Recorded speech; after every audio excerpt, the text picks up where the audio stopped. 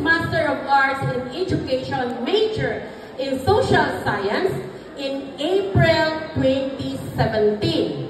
While in service, he attended several trainings, programs, L&D,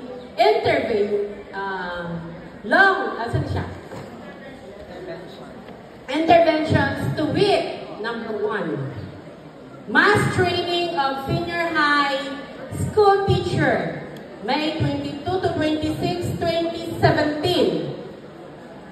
Number 2, workshop on curriculum contextualization and localization, November 20, 2024, 2017. Conference of UMS teacher on the conduct of action research, January 29, 2018. Updates on the procurement process in the school, February 4, 2019. SIP development workshop, May 27 to 29, 2019. Training workshop on developing higher order thinking skills, June 3 to 5, 2019. Refreshers course on sports coaching, September 4 to 6, 2019. Supervisory development course of amateur leaders, December 18 to 20, 2019. Mainstreaming God in the teaching learning process, December 27, 2019. Kajot lang tahan. Orientation of school-based feeding program, kay feeding po siya.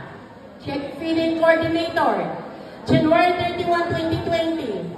National Congress on Historical Research, March 30, 31, 2020. Training of teachers on pedagogical approaches in teaching history, May 18 to 22, 2020. Virtual orientation of teacher and on career progression, June 1, 2021. School-based insight in the different teaching strategies and classroom assessment, November 3 to 5, 2021. Workshop on test, construction, and analysis, February 2 to 4, 2022.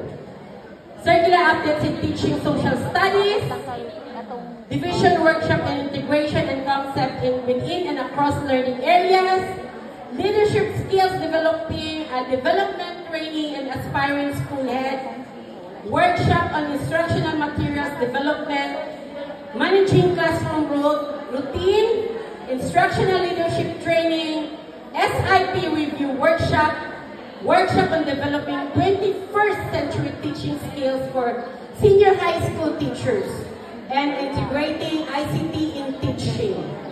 Take note, everybody. Diri sa ta sa board yun.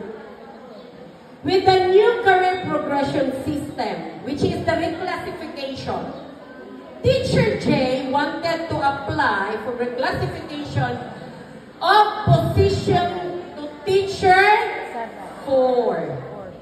4 pa? Kay 3 pa man siya. Knowing nga dili ta pwede mo ambak. Okay. Knowing lang sa ha? Nga dili ta pwede mo ambak. Hi! Hello! Okay, dili sa tao ay gwapa bitaw ko. Char. Ana. Say ha? Knowing nga dili pa siya pwede, dili ta pwede mo ambak. Step by step yun ta. Teacher 3 si Teacher J, di ba? Okay. Unsa yang i-applyan?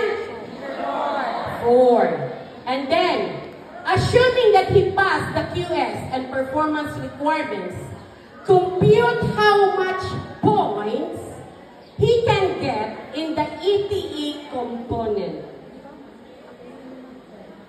Katutanan nga niya mga qualification. Naana may rubrics for computing the increment